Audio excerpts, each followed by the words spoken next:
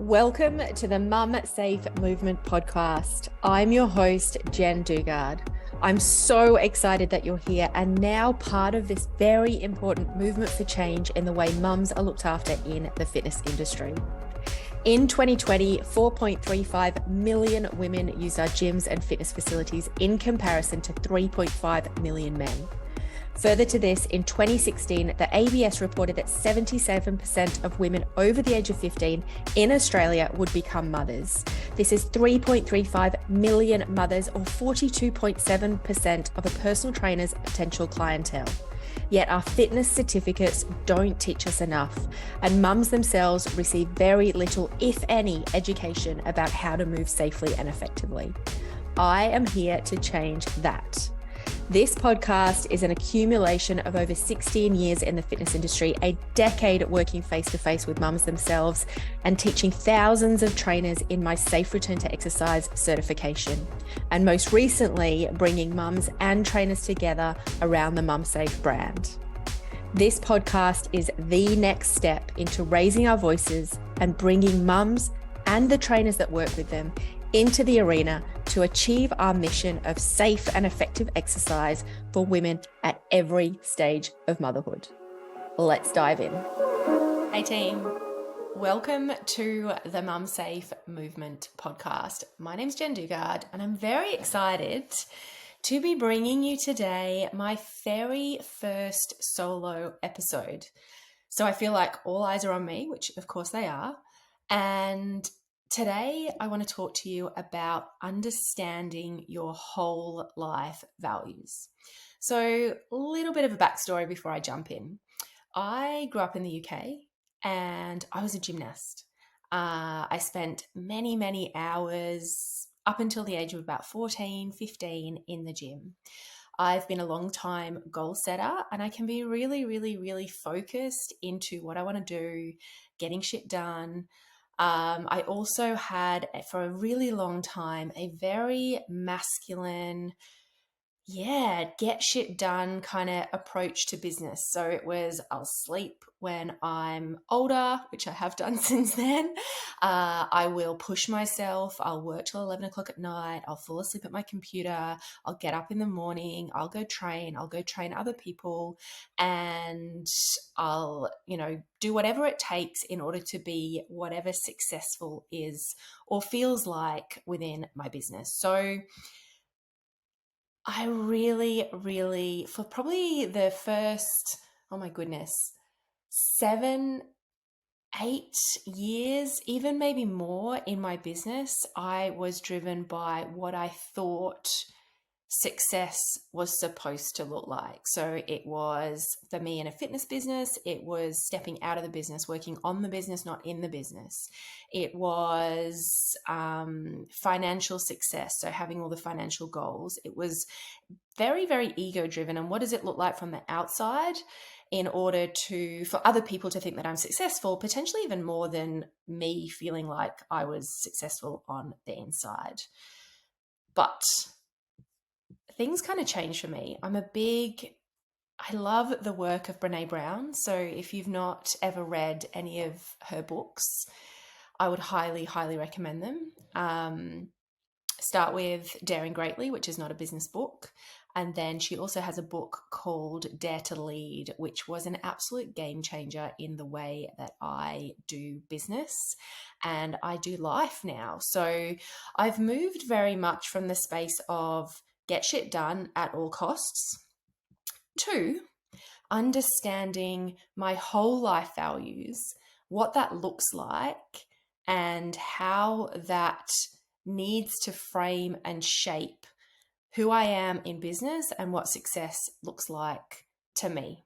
So one of the first things that I did when I started to understand my life values was to stop segmenting my life. So I used to be really good at going to work, doing the work, coming home. Actually, I'm going to say I was good at segmenting the life, but I think that work infiltrated everything that I did. What I was good at is focusing on work a lot. I also a good few years ago now, my husband and I separated, and that actually enabled me to segment my life even more, because what it meant was that when I was with my kids, I was with my kids, and when my kids were with him, then I could work solely on the business and do even more than I would do normally. Now, when I wrote my book back in 2013, I got up at 3 a.m. every day for 30 days and wrote 1,000 words a day. Now, I joke around and say you can do anything for 30 days, and I still kind of believe that. I can still push myself out of my comfort zone. But what I know is that kind of concentrating on work all the time is not completely sustainable. Also, as a personal trainer, I definitely went through, fitting my life into what my clients wanted. So if they wanted to train at 9 a.m., I would train at 9 a.m. If they wanted to train at 6 o'clock in the morning, they would train at 6 o'clock. I would train at 6 o'clock in the morning. If their schedule meant that it didn't fit my schedule, I would adapt my schedule based upon what I thought that I should be doing in order to be giving as much as possible to my clients and to be as busy and as full as possible. Little did I know that you don't have to do it that way. You can set boundaries, and I've learned that a lot over the last few years. And I really do business and life in a very, very different way now. So when I start to think about values, and when I talk my clients through understanding their whole life values, we talk about different life areas. So I talk about family and relationships, not including your partner. So family and relationships, health and fitness, business, spirituality, leisure time, personal development, financial, and love and romance. Now, I know for a lot of people that the love and romance, we just expect that shit to work. It doesn't if you don't put the effort in. But anyway, more on that another time. And when I look at those, how many life areas? 1, 2, 3, 4, 5, 6, 7, 8 different life areas. What I do is go through a process of understanding how they currently show up in my life. So way back when, the business component would have absolutely been number one. Probably number two was health and fitness, because if I wasn't working, I was training. Maybe after that, it would be family and relationships in terms of my children. There might have been some leisure time. Personal development was up there quite high. Love and romance was definitely at the bottom of the list, rightly or wrongly. But in order to start to understand how our business can operate in service of our whole life values, we first need to understand how we're prioritizing our life. So now I would say business is still very, very high on my agenda, but so is family and relationships, love and romance, personal development. I feel like it's a lot more balanced now. And I actually don't believe in balance. I believe life comes in cycles, business comes in cycles. You're never going to hit that perfect, everything is working. We're going to go through waves and seasons, and through some waves. And like right now for me, we're in the launch of MumSafe. Business is quite high on the agenda, but what I've done is stripped out a lot of the other things. I was training for a marathon. I've pulled that back to a half marathon. I kind of understand how I need to balance things out. And I'll take a holiday or spend some time with my family off the end of the launch period. So we're going to come up and down in cycles. But what's really important to understand is one of our life areas always being left behind? Or are we consistently out of balance, like I was a number of years ago, in business always being at the top and love and romance being at the bottom? I wanted to think that financial was up there, but I really wasn't taking a whole lot of notice of my finances. So that definitely wasn't in alignment. Check in with those different life areas. You could even write them down, listen to it again, write them down, and rank them from 1 to 8 and see which of those life areas you feel like are in alignment, or you're prioritizing at the moment, and are there some of them that you would like to bring into alignment? Okay. Next up, we start to think about our actual life values. Now, your life values, I believe, are your true north. So you can go through a process of understanding your life values. In fact, what I might do is I have a a worksheet called Heartfelt Goal Setting. I might put that into the show notes so you can actually download that sheet and you can go through a process of understanding what your top life values are. So that process looks like, there's a bunch of words on a page and you circle the words that really align with you. And then we take it down a little bit more and we draw some lines and we go which words are like the other words and which are the overarching words. Anyway, through going through that process myself, my two overarching life values are courage and connection. And when I think about when I understood that they were my life values and what I chose to do next, it really, really shaped my path moving forward. So, for example, connection and courage have to show up in every one of my life areas. Otherwise, I start to feel what I call trigger feelings. So for me, my trigger feelings are things like resentment, yelling at my kids. I know that's not really a feeling, but that's an action. If I'm completely out of alignment in my business space, I'm not able to connect with my kids properly, and I start yelling at them at the end of the day, and they don't even know what's going on. And it's all got to do with the fact that I've allowed business to get too much and too full on. That's taken me out of alignment with my value of connection with my children. So then I have to have the courage, and that's where the other value comes in. I have to have the courage to change something in my business space. And one of the things that I did for quite some time, it's kind of gone off the radar for a little while, is only having 2 meetings per week. So I had to have the courage in my business to go, oh no, sorry, I've got 2 meetings booked in this week. I'm not available. Can we do that next week or the week after? Or, hey, I'm not available for the next 8 weeks. Because what I needed to make sure was that I was in alignment with my value of connection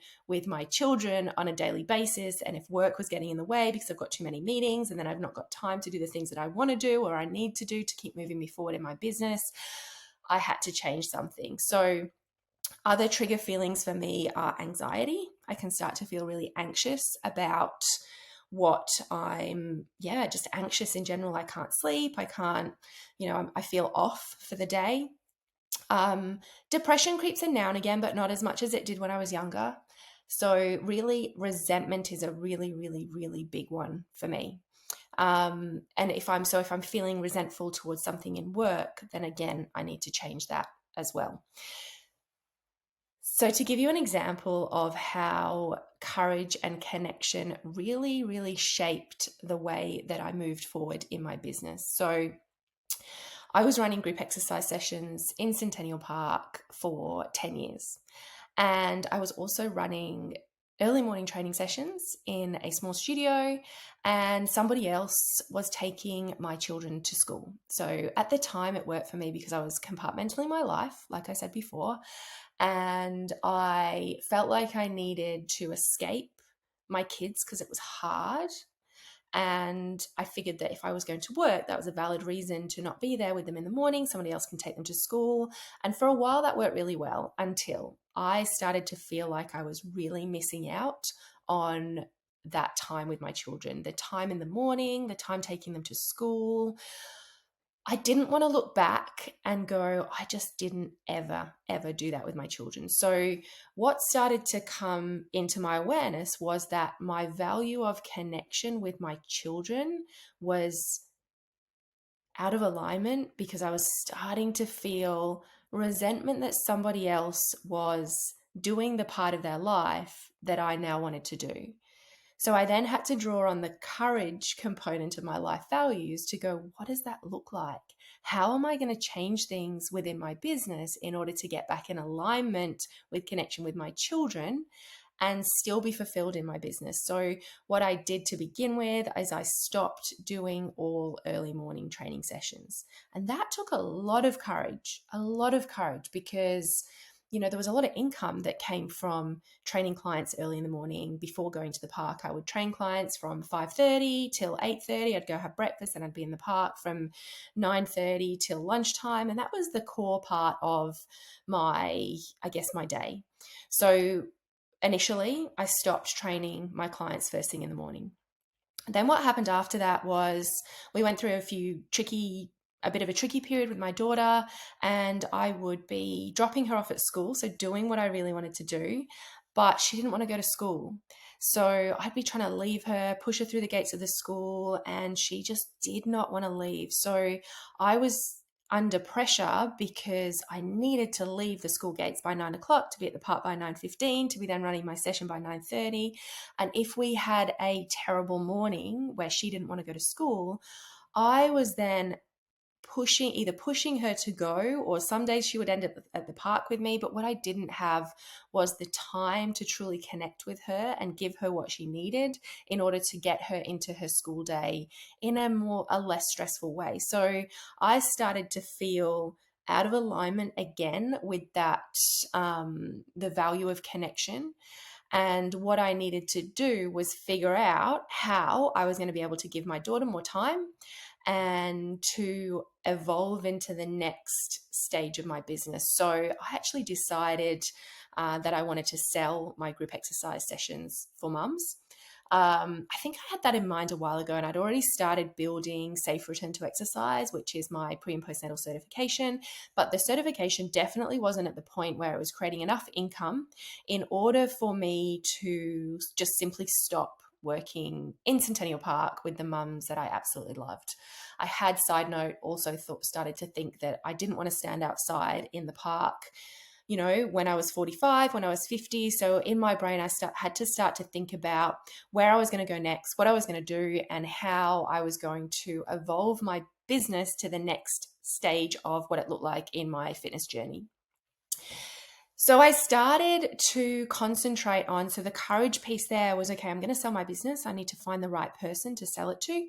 And I also need to start to raise the income in my certification. So do more certifications, run more courses, so that I then over time had the option to stop running my training sessions in the park and step into being there more for my daughter in the morning, and then into the next evolution of my fitness business. And that took a lot of courage. So I hope what you're getting from this is my values consistently help me to see where I'm on course or where I'm off course, and then help to guide me to the next stage. So that process actually took me quite a while.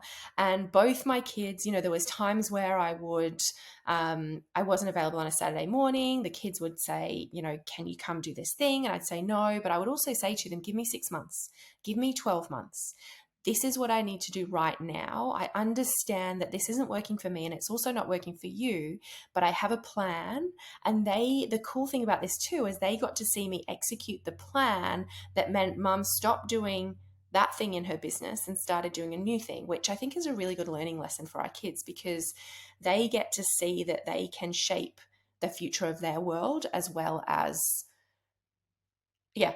me doing what I needed to do for my family. So I spent the next 12 months searching for the right person, and also understanding my numbers within my fitness business. So I knew that Body Beyond Baby earned a certain amount of income.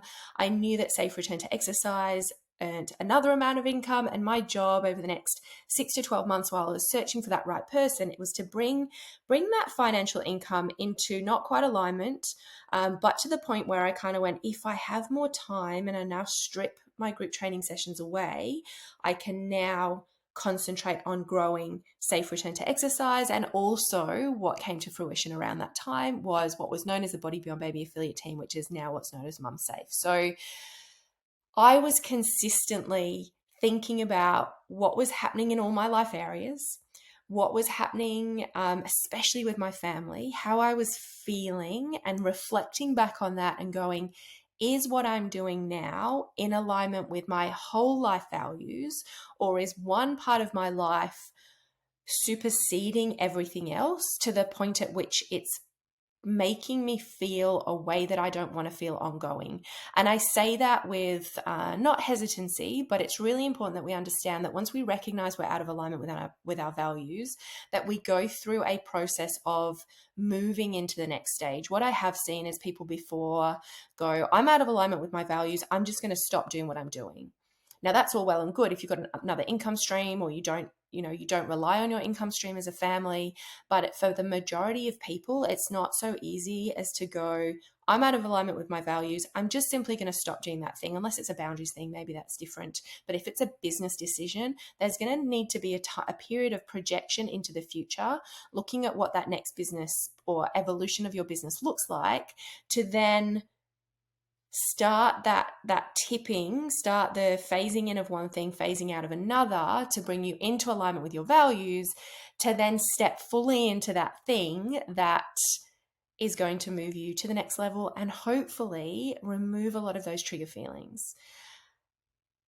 I hope that creates some clarity for you guys around how I used my values to step out of that part of my business and then into the next. I've also used it.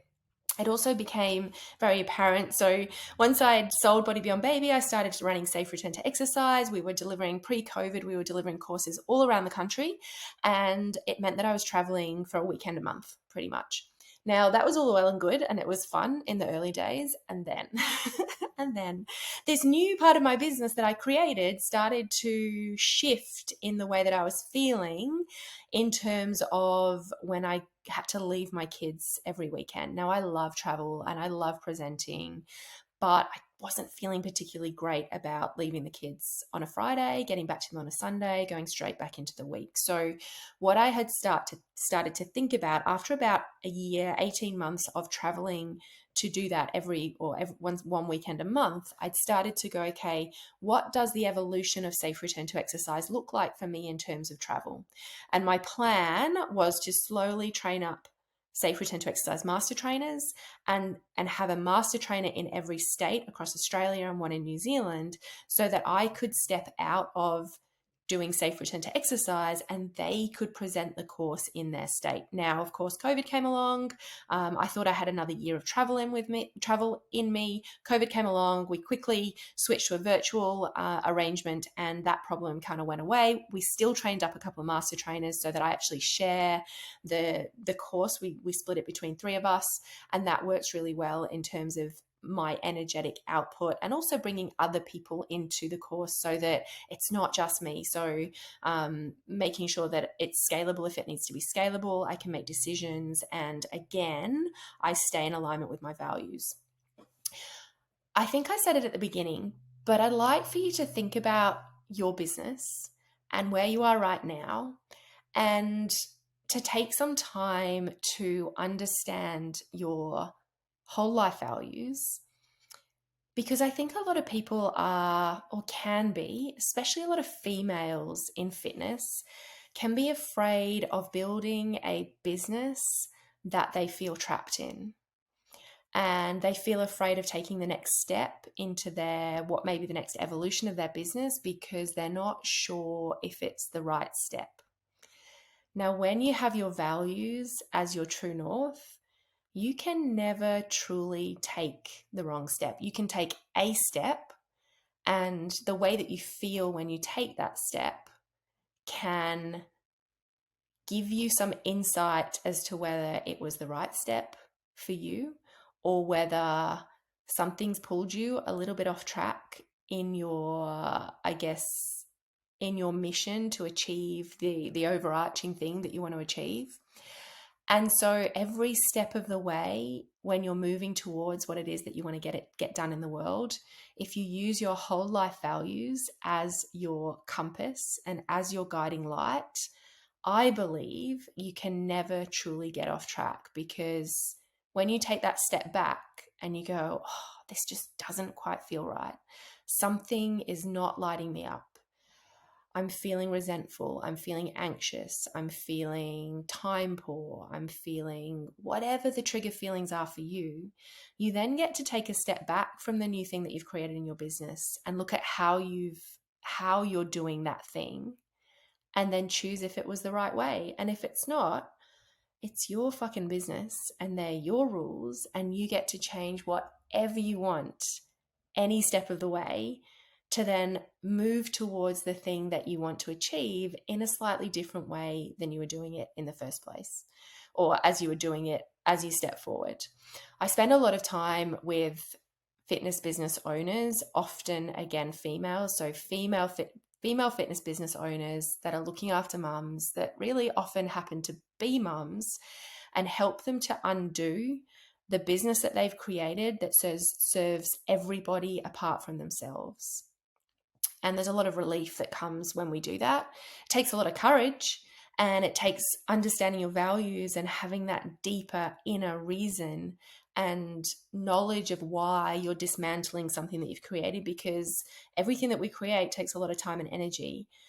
But I really do find that for a lot of women, mums especially, it's a real big relief when they undo what they thought they should be doing and start to use their whole life values to truly create the business that they have dreamed of, and often support more mums in the process.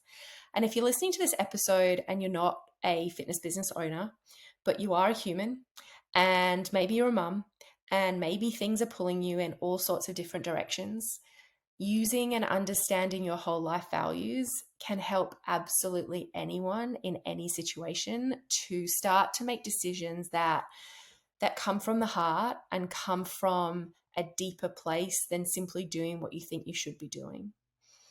I really hope that you've enjoyed my very first solo episode here on the MumSafe Movement Podcast.